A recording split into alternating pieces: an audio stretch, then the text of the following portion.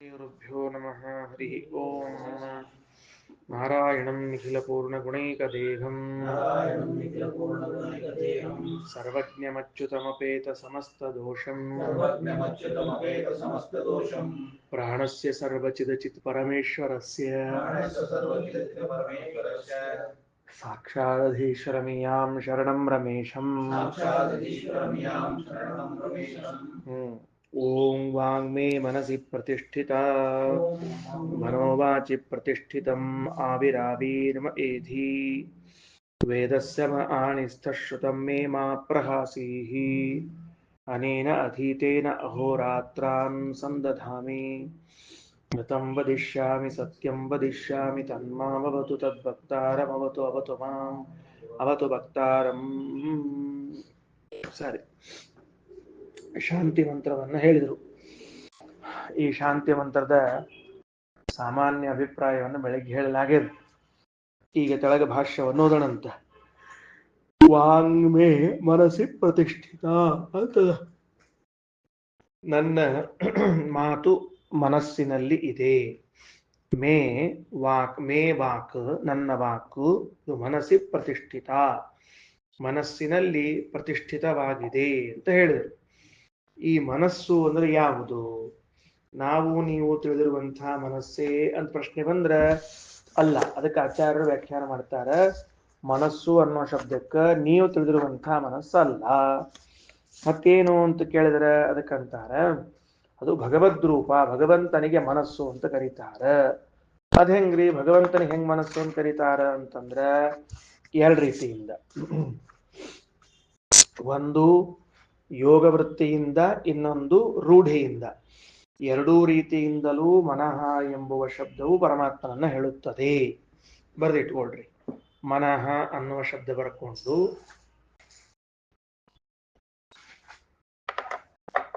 ಮನಃ ಅಂತ ಬರ್ಕೊಂಡು ಅದಕ್ಕೆ ಇನ್ವರ್ಟೆಡ್ ಕಾಮ ಹಾಕಿಬಿಟ್ಟು ಈ ಶಬ್ದವು ಮನಃ, ಈ ಶಬ್ದವು ಯೋಗ ವೃತ್ತಿಯಿಂದಲೂ ಹಾಗೂ ರೂಢಿಯಿಂದಲೂ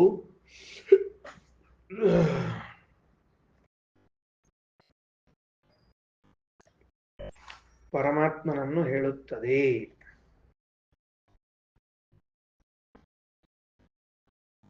ಯೋಗ ವೃತ್ತಿಯಿಂದಲೂ ಹಾಗೂ ರೂಢಿಯಿಂದಲೂ ಪರಮಾತ್ಮನನ್ನು ಹೇಳುತ್ತದೆ. ಸರಿ ಆಯ್ತಾ? ಹೆಂಗ ನೋಡ್ರಿ ಒಂದೊಂದೇ. ಅವಬೋಧ ರೂಪೇ ವಿಷ್ಣು ಪ್ರತಿಷ್ಠಿತ. ಮನು ಅವಬೋಧನೆ ಅಂತ ಧಾತು. ಅದು ಮನು ಅವಬೋಧನೆ ಅಂತ ಧಾತು ಇದ್ದದರಿಂದ ಅವಬೋಧನ ಅಂತಂದ್ರೆ ಜ್ಞಾನ ಅಂತ ಅರ್ಥ. ಜ್ಞಾನ ಸ್ವರೂಪನಾದ ಅವಬೋಧ, ಅವಬೋಧ ಅಂದ್ರೆ ಜ್ಞಾನ, ರೂಪೇನ ಸ್ವರೂಪ, ಜ್ಞಾನ ಸ್ವರೂಪನಾದ ವಿಷ್ಣು ಪರಮಾತ್ಮನಲ್ಲಿ ಪ್ರತಿಷ್ಠಿತ. ಹಂಗಾರ ನನ್ನ ಮಾತು ಮನಸ್ಸಿನಲ್ಲಿ ಪ್ರತಿಷ್ಠೆಗೊಂಡಿದೆ ಅಂತಂದ್ರೆ ನನ್ನ ಮಾತು ಭಗವಂತನಲ್ಲಿ ಪ್ರತಿಷ್ಠೆಗೊಂಡಿದೆ. ಅರ್ಥ ಏನದಕ್ಕ ಅಂತ ಕೇಳಿದ್ರೆ ಅದಕ್ಕೆ ಅರ್ಥ, ನನ್ನ ಮಾತು ಯಾವಾಗಲೂ ಭಗವಂತನನ್ನ ಕುರಿತೇ ಆಡಲಿ. ನನ್ನ ಮಾತಿನ ವಿಷಯ ಯಾರಾಗಿರ್ಬೇಕು? ಭಗವಂತ. ಇಷ್ಟೊತ್ತೇನ್ ಮಾತಾಡ್ಲಿಕತ್ತಿದ್ರಿ ಅಂತ ಕೇಳಿದ್ರೆ, ಮತ್ತೆ ಮಳೆ ಬೆಳೆ ಬಂದದೋ ಇಲ್ಲೋ ದೇಶದಾಗ ಹಿಂಗೆಲ್ಲ ಮಾತಾಡ್ಲಿಕತ್ತಿದ್ವಿ ಸಬ್ಜೆಕ್ಟ್. ಮತ್ತೇನ್ ಮಾತಾಡ್ಲಿಕತ್ತಿದ್ರಿ ಅಂದ್ರ ಬಿಹಾರದೋಗಿ ಯಾರು ಗೆಲ್ತಾರೆ ಸತ್ತೇನ್ ಮಾತಾಡ್ಲಿಕತ್ತಿದ್ವಿ. ಏನ್ ಅವ್ರು ಗೆದ್ರು ಅಷ್ಟ ಸೋತ್ರು ಅಷ್ಟ ಹಿಂಗೇನ್ ಆಗ್ಬೇಕಾಗಿಲ್ಲ. ಆದ್ರೂ ದೇಶದ ಬಗ್ಗೆ ನಾವು ವಿಚಾರ ಮಾಡ್ತೀವಿ ಅಂತ ತಿಳಿಸ್ಬೇಕಾಗಿರ್ತದೆ. ಅದಕ್ಕೆ ಉಪರಾಷ್ಟ್ರಪತಿ ಇವತ್ತು ಅದಕ್ಕೆ ಯಾರು ಗೆಲ್ತಾರ ಅಂತ ಹೇಳಿ ಹಿಂಗೆ ಚರ್ಚೆ ಮಾಡ್ತಿರ್ತೀವಿ ಅಂತ. ಅವಬೋಧ ರೂಪ, ಅವಬೋಧ ರೂಪ ಅಂದ್ರ ಜ್ಞಾನ ರೂಪ. ನನ್ನ ಮಾತುಗಳು ಭಗವಂತನನ್ನು ಕುರಿತಾಗಿರ್ಲಿ. ಮತ್ತೆ ನನ್ನ ಮಾತುಗಳು ಭಗವಂತನ ಕುರಿತಾಗ ಸಾಲೋದಿಲ್ಲ, ಅವನೂ ನನ್ನ ಮಾತಿನಲ್ಲಿರಬೇಕು. ಸಚ ವಿಷ್ಣು ಮೇ ವಾಚಿ ಸ್ಥಿತ. ಭಾಷೆ ನೋಡ್ರಿ ಮುಂದ, ಸಚ ವಿಷ್ಣು, ಆ ಭಗವಂತನು ನನ್ನ ಮಾತಿನಲ್ಲಿ ಕುಳಿತಿರ್ಲಿ. ಎರಡು ಒಂದೇ ಅಭಿಪ್ರಾಯದ, ಆಂಗಲ್ ಚೇಂಜ್ ಇದೆ ಅಷ್ಟ. ನನ್ನ ಮಾತುಗಳು ಭಗವಂತನ ಕುರಿತಾಡ್ಲಿ ಅಂದ್ರು ಒಂದೇ ಅರ್ಥ, ಭಗವಂತನು ನನ್ನ ಮಾತಿಗೆ ವಿಷಯನಾಗ್ಲಿ ಅಂದ್ರು ಒಂದೇ ಅರ್ಥ. ಎರಡು ರೀತಿಯಿಂದ ಹೇಳಿದ್ರೆ ಅಷ್ಟೇ, ಅಭಿಪ್ರಾಯ ಅಷ್ಟೇ. ಇನ್ನು ಅವಬೋಧ ರೂಪ ಅಂತ ಒಂದ್ ಹೇಳಿದ್ರೆ ಇದು ಯೋಗ ವೃತ್ತಿಯಿಂದ. ರೂಢಿ ಎಲ್ಲದ ಅಂದ್ರ ಯದೇ ತದ್ ಹೃದಯಂ ಮನಶ್ಚ ಅಂತದ ನೋಡ್ರಿ. ಎಲ್ಲದ 235ನೇ ಪುಟದಲ್ಲಿ ಮೊದಲನೇ ಉಪನಿಷತ್ತು ಯದೇತದ್ ಹೃದಯಂ ಮನಶ್ಚ ಅಂತ ದೇವರಿಗೆ 23 ನಾಮಗಳನ್ನು ಹೇಳಿಗತ್ತಿದ್ರು. ಆ 23 ನಾಮಗಳನ್ನು ಹೇಳೋ ಕಾಲಕ್ಕೆ ಹೃದಯಂ ಮನಃ ಅಂತ ದೇವರ ಹೆಸರು ಹೇಳಿಗತ್ತಾರ. ಹೆಸರು ಅಂದ್ರೆ ರೂಢಿಯಿಂದ, ಅವಬೋಧ ಅನ್ನೋದು ಧಾತುವಿನ ಅರ್ಥ ತಗೊಂಡು ಮಾಡಿದ್ರೆ ಯೋಗದಿಂದ. ಭಗವಂತನಿಗೆ ಹೆಸರೇನು? ಮನಸ್ಸು ಅಂತ ಹೆಸರು. ಗೊತ್ತಾತಿಲ್ಲ? ದೇವರಿಗೇನು ಹೆಸರು? ಮನಸ್ಸು ಅಂತ ಹೆಸರು. ಇದು ಯಾಕಂದ್ರೆ ಅವಬೋಧ ರೂಪನ, ಜ್ಞಾನ ರೂಪನಾದದರಿಂದ ದೇವರಿಗೆ ಮನಸ್ಸು ಅಂತ ಹೆಸರು. ಅಥವಾ ಇನ್ನ ಮನಃ ಅಂತ ಅನ್ನೋದು ದೇವರ ಹೆಸರೇ ಅದರಿ. ಮತ್ತೇನು 23 ಹೆಸರುಗಳು ಅದೊಂದು ಹೆಸರು ಅದ. ಇದು ರೂಢಿಯಿಂದ, ಅದು ಯೌಗಿಕವಾಗಿ. ಯದೇತದ್ ಹೃದಯಂ ಮನಶ್ಚೇತಿ ವಿಷ್ಣು ನಾಮಧೇಶು ಉಕ್ತತ್ವಾತ್. ಆಯ್ತಾ? ಮುಗಿದು ಹೋತು. ಇನ್ನ ವೇದ ಮಂತ್ರದಲ್ಲಿ ಆವಿರಾವೀರ್ಮ ಏಧಿ ಅಂತದ. ಆವಿರಾವೀರ್ಮ ಏಧಿ ಅಂದ್ರೆ ಹೇ ವಿಷ್ಣು ಮಮ ಆವಿರಾವಿರ್ಭವ, ಪರಮಾತ್ಮ ನನಗೆ ನೀನು ಸಾಕ್ಷಾತ್ಕಾರವನ್ನ ಕೊಡು. ಆವಿರಾವಿರ್ಭವ ಅಂದ್ರೆ ನನಗೆ ದರ್ಶನ ಕೊಡ್ಬೇಕು ನೀನು. ಅಪರೋಕ್ಷ ವಿಷಯೋ ಭವ, ಬರೇ ನಿನ್ ಶಾಸ್ತ್ರ ಓದಿದೆ ಬರದೆ ಹೇಳಿದೆ ಅನ್ನಲ್ಲ, ನಿನ್ ದರ್ಶನ ಆಗ್ಬೇಕು ನನಗ ಅಂತ ಪ್ರಾರ್ಥನಾ. ಆವಿರಾವಿರ್ಭವ ಅಂತದ ಅಲ್ಲಿ. ಇನ್ನ ಆಣಿ ಅಲ್ಲೇನದ, ವೇದಸ್ಯ ಮೇ ಆಣಿ ಸ್ಥ ಅಂತದ ಮಂತ್ರದಲ್ಲಿ. ಅದಕ್ಕೆ ಅರ್ಥ ಬರೀತಾರ, ಆಣಿ ಸ್ಥಿತ ಆಣ್ಯಾಂ ಸ್ಥಿತ ವಿಷ್ಣು ಇತಿ ಸಂಬೋಧನಂ. ದೇವರಿಗೆ ಆಣಿ ಸ್ಥಿತ ಅಂತ ಸಂಬೋಧನ ಅಂತ, ಆಣಿಸ್ಥ ಅಂತ ಅಂದ್ರೆ ಏನು ಅಂತಂದ್ರೆ ಆಧಾರ ಸರ್ವ ವೇದಾನಾಂ ವೇದಾಣಿ ಪ್ರಾಣ ಉಚ್ಯತೆ. ಪ್ರಾಣದೇವರಿಗೆ ವೇದಾಣಿ ಅಂತ ಹೆಸರಂತ. ಯಾಕೆ ವೇದಾಣಿ ಅಂದ್ರೆ ಸರ್ವ ವೇದಾನಾಂ ಆಧಾರ, ಎಲ್ಲ ವೇದಗಳಿಗೂ ಆಧಾರನಾಗಿದ್ದಾನೆ ಪರಮಾತ್ಮ. ಯತ್ನವಂತ ಎಲ್ಲ ಇದು ಸಾರಿ ಪ್ರಾಣದೇವರು. ಪ್ರಾಣದೇವರು ಎಲ್ಲ ವೇದಗಳಿಗೂ ಆಧಾರ. ಆಧಾರ ಸರ್ವ ವೇದಾನಾಂ ವೇದಾಣಿ ಪ್ರಾಣ ಉಚ್ಯತೆ. ಹಂಗಾರ ಆಣಿ ಆಣಿ ಅನ್ನೋ ಶಬ್ದಕ್ಕೆ ಅರ್ಥ ಏನಾಯ್ತು? ಆಧಾರ ಆಧಾರ ಅಂತ ಆತದಕ್ಕ. ವೇದಗಳಿಗೆ ಆಧಾರ ಪ್ರಾಣದೇವರು. ಸಕಲ ವೇದಗಳಿಗೂ ಪ್ರಾಣದೇವರು ಆಧಾರರಾದದ್ದರಿಂದ ಆ ವೇದಾಣಿ ಅಂತ ಹೆಸರು ಬರೆದಿಟ್ಕೊಂಡಿರಿ. ಚಂದದ. ಸರ್ವ ವೇದಗಳಿಗೂ ಪ್ರಾಣದೇವರು ವಾಯುದೇವರು ಆಧಾರರಾದದ್ದರಿಂದ ಅವರಿಗೆ ವೇದಾಣಿ ಅಂತ ಹೆಸರು.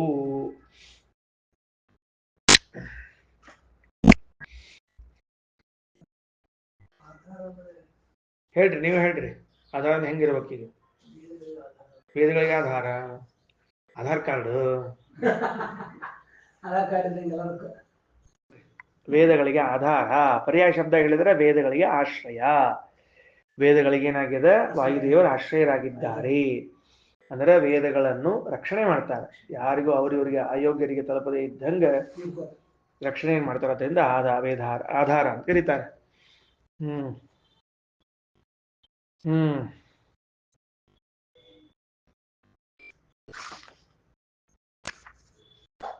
ಸರಿ ಆಯ್ತಾ? ಮುಂದೆ ಓಕೆ ಓಕೆ ಓಕೆ ಓಕೆ ಹೋಗೋಣ ಬರ್ರಿ ಮುಂದೆ. ಏನಾಯ್ತು? ಆಣಿ ವೇದಾಣಿ ತಸ್ಮಿನ್ ಸ್ಥಿತೋ ಹರಿರ್ನಿತ್ಯಂ ಆಣಿಸ್ತ ಇತಿ ಗೀಯತೆ. ಆ ವಾಯುದೇವರಲ್ಲಿ ಇರುವ ಹರಿಗೆ ಆಣಿಸ್ತ ಅಂತ ಕರೀತಾರ. ಅಂದ್ರ ವೇದಗಳಲ್ಲಿ ವಾಯುದೇವರು, ವಾಯುದೇವರಲ್ಲಿ ಪರಮಾತ್ಮ. ವೇದಗಳಿಗೆ ಆಧಾರನಾದವರು ವಾಯುದೇವರು. ಅಂತಹ ವಾಯುದೇವರಲ್ಲಿ ನಿಂತಿರ್ತಕ್ಕಂಥವರು ಪರಮಾತ್ಮ, ಅವನಿಗೆ ಆಣಿಸ್ತ ಅಂತ ಕರೀತಾರ. ಸರಿನಾ?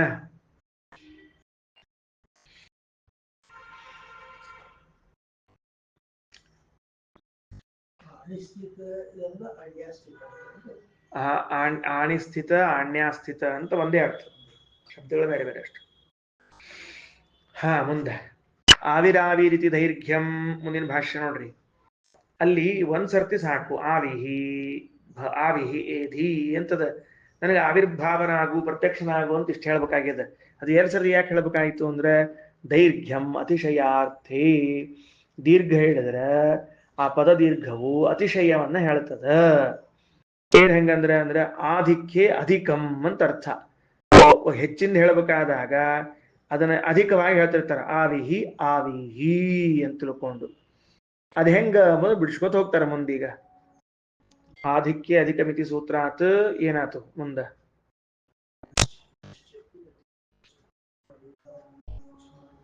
ಅದೇ ದೈರ್ಘ್ಯ ಅತಿಶಯ ಏನ್ ಬರೋದಿಲ್ಲ ಅವ್ರು.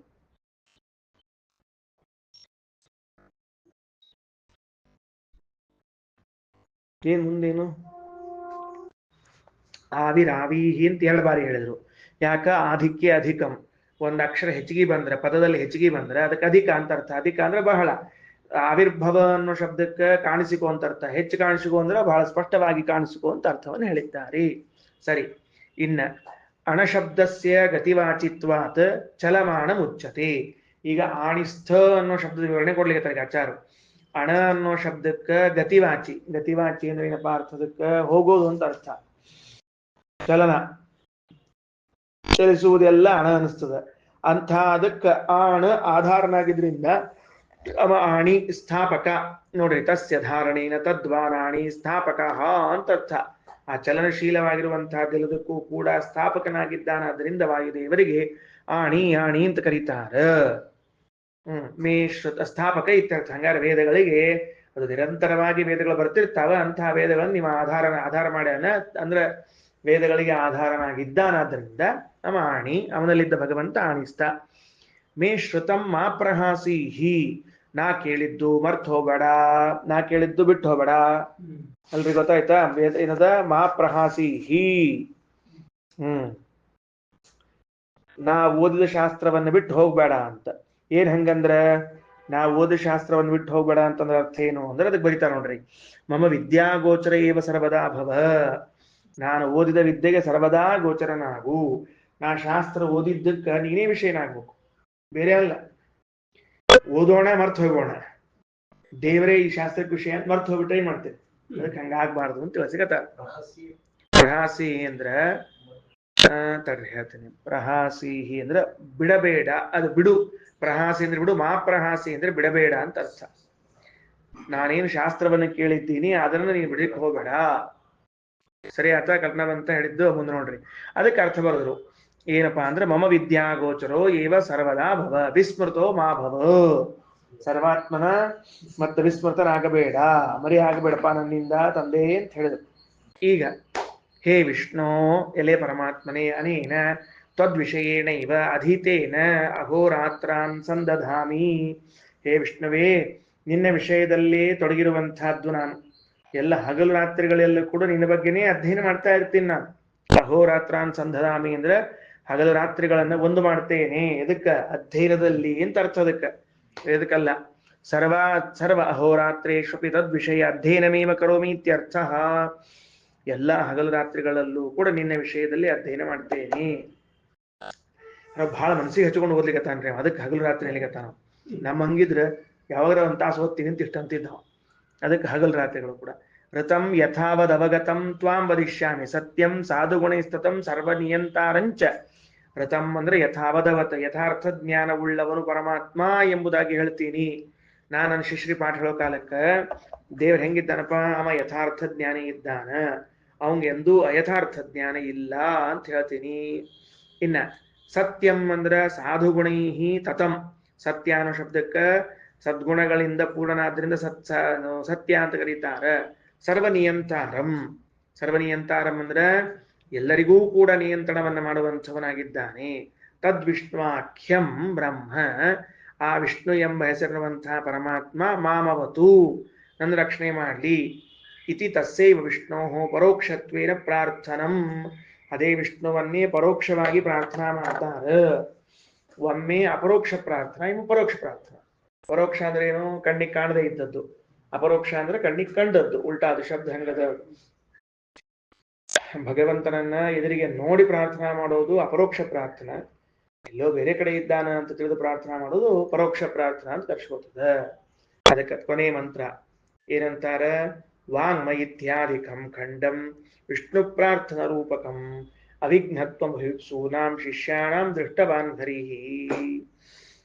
ಈ ಖಂಡ ಏನಿದೆ, ವಾಂಗ್ಮೇ ಮನಸ್ಸಿ ಪ್ರತಿಷ್ಠಿತ ಅಂತ ಅನ್ನೋ ಖಂಡ ಏನದ, ಇದು ವಿಷ್ಣು ಪ್ರಾರ್ಥನಾ ರೂಪವಾಗಿ ಅದ. ಓ ವೇದಕ್ಕೆ ಆಧಾರನಾದ ಪ್ರಾಣದೇವರಲ್ಲಿ ನಿಂತಿರುವ ಹರಿಯೇ ಅಂತ ಪ್ರಾರ್ಥನಾ ಅದು. ಓ ಹರಿಯೇ, ಎಲ್ಲಿದ್ದಾವ ಹರಿ? ವಾಯುದೇವರಲ್ಲಿದ್ದವನೇ. ಎಂಥ ವಾಯುದೇವರಲ್ಲಿದ್ದವನೇ? ವೇದಗಳಿಗೆ ಆಧಾರನಾದ, ವೇದಗಳಿಗೆ ಆಶ್ರಯರಾದ ವಾಯುದೇವರಲ್ಲಿ ಇರುವ ಪರಮಾತ್ಮನೇ ನಾನು ನಿನ್ನನ್ನು ಪ್ರಾರ್ಥಿಸ್ತೇನೆ. ಏನಂತ? ನೀನು ನನ್ನ ಮಾತಿಗೆ ವಿಷಯನಾಗು. ನನ್ನ ಮಾತಿನಲ್ಲಿ ಬಂದು ಕೂಡು, ನನ್ನ ಮಾತುಗಳು ನಿನ್ನನ್ನೇ ಹೇಳಿ, ಹಗಲು ರಾತ್ರಿಗಳು ನಾನು ನಿನ್ನನ್ನು ಒಂದು ಮಾಡಿ ಅಧ್ಯಯನ ಮಾಡ್ತೇನೆ. ನನ್ನ ಅಧ್ಯಯನದಲ್ಲಿ ವಿಷಯನಾಗಬೇಕು, ನೀನು ಮರ್ತು ಹೋಗ್ಬೇಡ, ಬಿಟ್ಬಿಡ್ಬೇಡ ನನ್ನನ್ನ. ಅದಕ್ಕ ನಾನು ನನ್ನ ಶಿಷ್ಯರಿಗೂ ಕೂಡ ನಿನ್ನ ಬಗ್ಗೆ ಪಾಠ ಹೇಳ್ತೀನಿ. ಅಷ್ಟೇ ಅಲ್ಲ, ನನಗೆ ಪಾಠ ಹೇಳಿದ ಗುರುಗಳನ್ನು ರಕ್ಷಣೆ ಮಾಡು, ನನ್ನನ್ನು ರಕ್ಷಣೆ ಮಾಡು ಅಂತ ಇತ್ಯಾದಿ ವಿಷ್ಣು ಪ್ರಾರ್ಥನಾ ರೂಪ ಏನದೋ. ಇದು ಯಾಕೆ ಬಂದದ ಅಂದ್ರೆ ಅವಿಘ್ನತ್ವಂ ಅಭಿಪ್ಸೂಣಾಂ ಶಿಷ್ಯಾಣಾಂ ಕೃತೆ. ಶಿಷ್ಯರಿಗೂ, ಅವರೆಂತಹ ಶಿಷ್ಯರವರು, ಅವಿಘ್ನತ್ವಂ ಅಭಿಪ್ಸೂಣಾಂ, ನಿರ್ವಿಘ್ನವಾಗಿ ನಮಗೆ ಪಾಠ ಆಗ್ಬೇಕಪ್ಪ, ಅಧ್ಯಯನ ಆಗಬೇಕು ಅಂತ ಬಹಳ ಅಪೇಕ್ಷೆ ಪಡುವಂತಹ ಶಿಷ್ಯರಿಗೋಸ್ಕರ ದೃಷ್ಟವಾನ್ ಹರಿಹಿ, ಭಗವಂತ ಕಂಡಿದ್ದಾನೆ. इति श्रीमदानंदतीर्थ भगवत्पादाचार्य विरचिते श्रीमन्महेन्द्र उपनिषद भाष्ये द्वितीयारण्यके सप्तमोऽध्यायः इति द्वितीयारण्यकः. ಇಲ್ಲಿ ಎರಡನೇ ಆರಣ್ಯಕ ಮುಗಿತು, ಇನ್ನು ಮೂರನೇ ಆರಣ್ಯಕ. ಅಥ ತೃತೀಯಾರಣ್ಯಕಃ ಅಥ ಪ್ರಥಮೋऽಧ್ಯಾಯಃ. ಪ್ರಾರಂಭ ಮಾಡಿ ನಿಲ್ಲಿಸೋಣ ಅಂತ ನೋಡೋಣಂತ. ಅಥ ತತ್ಸಂಹಿತಾಯ ಉಪನಿಷತ್. ಏನದೀಗ ಸಂಹಿತಾ ಉಪನಿಷತ್ ಅಂತ ಹೇಳಿದ್ರೆ, ಸಂಹಿತಾಯಾ ಉಪನಿಷತ್. ಸಂಹಿತಾ, ಸಂಹಿತಾ ಅಂದ್ರೆ ಸಂಧಿ, ಸಂಧಿ ಅಂದ್ರೆ ಎರಡು ಅಕ್ಷರಗಳು ಕೂಡೋದು. ಅದರ ಉಪನಿಷತ್ ಅಂದ್ರೆ ರಹಸ್ಯ. ಅಥ ಇಷ್ಟೆಲ್ಲ ಓದಿ ಅಧಿಕಾರ ಬಂದ ಮೇಲೆ ಅಥಃ ಫಲವಿದ್ದದ್ದರಿಂದ ಸಂಹಿತಾಯಾ ಉಪನಿಷತ್, ಸಂಧಿಯ ರಹಸ್ಯವನ್ನ ಹೇಳ್ತೇವೆ. ಎಲ್ಲಿ ಬಂದಿತ್ತು ನಾವು ಓದಿದ್ದು? ತೈತ್ರೇಯ ಉಪನಿಷತ್ನಲ್ಲಿ ಬಂದಿತ್ತು. ಮಾತಾ ಪೂರ್ವ ರೂಪಂ ಪಿತೋತ್ತರ ರೂಪಂ, ಅಲ್ಲಿ ವಾಕ್ ಸಂಧಿ ಪ್ರಜನ್ನಂ ಸಂಧಾನಂ ಅಂತ ಅಲ್ಲಿ ಬಂದಿತ್ತು. ಪೂರ್ವವರ್ಣ, ಉತ್ತರವರ್ಣ, ಸಂಧಿ ಸಂಧಾನ ಅಂತ 4 ಓದಿದ್ವಿ. ಈ ಐತರೇಯ ಉಪನಿಷತ್ನಲ್ಲೂ ಅದೇ ತರಗತಿ ಪೂರ್ವವರ್ಣ, ಉತ್ತರವರ್ಣ, ಸಂಧಿ ಅಂತ ಅನ್ನೋದು ಬರ್ಲಿಕ್ಕೆ, ಸಂಧಾನ ಬರ್ಲಿಕ್ಕತ್ತದು. ಇಲ್ಲಿ ಏನ್ ಮಾಡ್ಲಿಕ್ಕತ್ತಾರ, ಈ ಪೂರ್ವವರ್ಣ, ಉತ್ತರವರ್ಣ, ಸಂಧಿ ಸಂಧಾನಗಳನ್ನ ಎಲ್ಲಿಗೆ ಹೇಳಿಕ್ ಹೊರಟೀರಿ ಅಂದ್ರ ವೇದದಲ್ಲಿದ್ದ ಸಕಲ ವರ್ಣಗಳ ಬಗ್ಗೆ ಹೇಳಿಕ್ ಹೊರಟಿದ್ದೆ.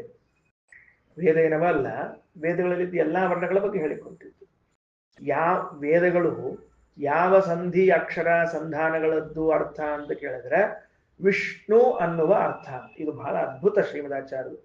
ವಿಷ್ಣು ಅನ್ನುವಂತಹದ್ದು ಏನಿದೆ ನೋಡ್ರಿ, ಇದು ಸಂಧ್ಯಕ್ಷರ. ಇದು ವಿ ಶ ಣು ಅಂತ 3 ಅಕ್ಷರ.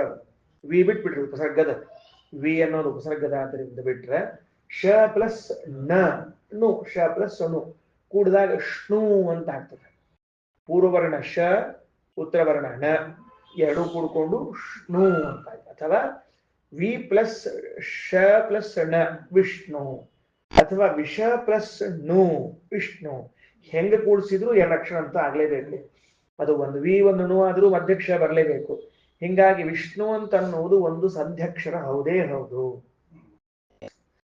ಈ ಸಂಧ್ಯಕ್ಷರವನ್ನ ನೀವು ತಿಳ್ಕೊಂಡ್ಬಿಟ್ರೆ ಇದರ ಅರ್ಥವನ್ನೇ ಸಕಲ ವೇದಗಳು ಹೇಳಲಿಕ್ಕೆ ಹೊರಟದ್ರಿಂದ, ವೇದದಲ್ಲಿ ಎಲ್ಲೇ ಪೂರ್ವಾಕ್ಷರ ಬರಲಿ ಉತ್ತರಾಕ್ಷರ ಬರಲಿ ಅದು ವಿಷ್ಣು ಎಂಬುದರ ಮೊದಲನೇ ಅಕ್ಷರಾರ್ಥವನ್ನ 2ನೇ ಅಕ್ಷರಾರ್ಥವನ್ನ ಹೇಳಬೇಕು. ಕೂಡಿದಾಗ ವಿಷ್ಣು ಅಂತೆ ಅರ್ಥ ಬರಬೇಕು. ಹಿಂಗ ಇಡೀ ವೇದವನ್ನು ಹೇಳಿಕ್ ಹೊಂಟಾರ್ರಿ. ಹೇಳಿಕೊಂಡ್ರಿ ಹಿಂಗ ಇಡೀ ವೇದವನ್ನ ವಿಷ್ಣುವಿನ ಅರ್ಥವನ್ನೇ ಹೇಳೋದು, ಬೇರೆ ಅದನ್ನಲ್ಲ ಅಂತ ಹೇಳಿಕೊಟ್ಟ. ಸರಿ ಆಯ್ತು ಸರಿ ಗೊತ್ತಾತನು? ವಿಷ್ಣು ಸಂಧಿ ಅಗ್ನಿಂ ಅಂತದ. ಅಗ್ನಿಮೀಳೆ ಪುರೋಹಿತಮನ್ನೋಲಿ ಅಗ್ನಿಂ ಅದ, ಮೊದಲನೇ ಅಕ್ಷರ. ಗ ಮಧ್ಯಕ್ಕದ ನೀ ಅದ, ಇಲ್ಲೊಂದು ಸಂಧಿ ಆಗಿದೆ ಅಗ್ನಿ ಅಂತ. ವಿಷ್ಣು ಇದ್ದಂಗ ಯಾರ ಮೊದಲನೇ ಅಕ್ಷರದಾಗ ವಿ ಎಂಬ ಅಕ್ಷರ ಇರ್ತದ, ಗ ಒಳಗ ಶ ಇರ್ತದ, ನೀ ಒಳಗ ನ ಇರ್ತದ. ಅಗ್ನಿ ಅಂದ್ರು ವಿಷ್ಣು ಅಂದ್ರೆ ಅಷ್ಟೇ. ಇದೇ ಸಂಧ್ಯಾಕ್ಷರವನ್ನೇ ಹೇಳ್ತಾ ಹೋಗ್ಬೇಕು ಅಂತ ಸಕಲ ವೇದಗಳ ಅರ್ಥವು ವಿಷ್ಣುವಿನ ಅರ್ಥ ಅಂತ ಹೇಳಿಕೊಟ್ಟದ. ಇಲ್ಲ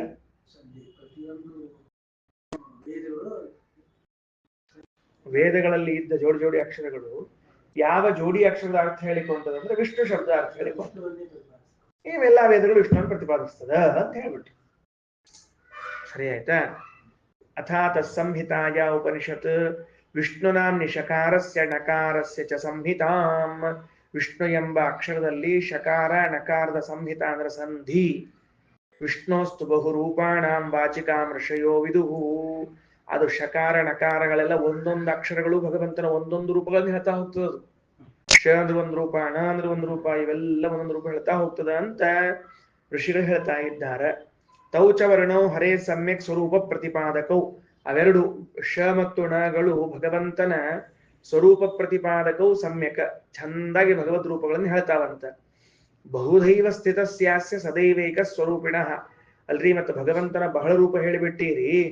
ಅದಕ್ಕೆ ಅಭೇದನೋ ಇಲ್ಲೋ ಅಂದ್ರೆ ಸದೈವ ಏಕಸ್ವರೂಪಿಣ, ಯಾವಾಗಲೂ ಆ ರೂಪಗಳಿಗೆ ಅಭೇದನೇ ಅದ. ವಿಷ್ಣು ನಾಮಾರ್ಥ ರೂಪತ್ವಾದ್ ವೇದಾನಾಮಪಿ ಸರ್ವಶಃ, ಸರ್ವಶಃ ವೇದಾನಾಂ, ಎಲ್ಲಾ ವೇದಗಳು ವಿಷ್ಣು ನಾಮ ಅರ್ಥ ರೂಪ, ವಿಷ್ಣು ಎಂಬ ಹೆಸರಿನ ಅರ್ಥವನ್ನೇ ಹೇಳ್ತಾ ವೇದಗಳು. ಅನ್ಯೇಷಾಪಿ ಶಬ್ದಾನಾಂ ಸಂಹಿತಾ ವಿಷ್ಣುವಾಚಿಕಾ, ಆಶ್ಚರ್ಯೇನು, ಉಳಿದು ಯಾವುದೇ ಶಬ್ದದ ಸಂಹಿತಾ ತಗೊಳ್ರಿ ನೀವು. ಇಂದ್ರ ಅದು ವಿಷ್ಣುವಿನದ್ದೇ, ಚಂದ್ರ ಅದು ವಿಷ್ಣುವಿನದ್ದೇ. ನೋಡ್ರಿ, ಅನ್ಯೇಷಾಪಿ ಶಬ್ದಾನಾಂ ಸಂಹಿತಾ, ಉಳಿದ ಯಾವುದೇ ಶಬ್ದಗಳ ಸಂಧಿ ಇದ್ರೂ ಕೂಡ ವಿಷ್ಣುವಾಚಿಕಾ, ಅದೇನಾಗಿದೆ, ವಿಷ್ಣುವನ್ನೇ ಹೇಳ್ತದ. ತದ್ವಾಚಕಾಸ್ತಥಾವರ್ಣಾ ಸರ್ವೇ ಲೌಕಿಕ ವೈದಿಕಾ, ಅದೇ ರೀತಿಯಾಗಿ ಲೌಕಿಕ ವೈದಿಕ ಎಲ್ಲಾ ಶಬ್ದಗಳು ಕೂಡ ವಿಷ್ಣುವನ್ನೇ ಹೇಳಬೇಕೆ ಹೊರತಾಗಿ ಬೇರೆದನ್ನ ಹೇಳೋದಿಲ್ಲ ಅಂತ ತಿಳಿಸಿದ್ದಾರೆ.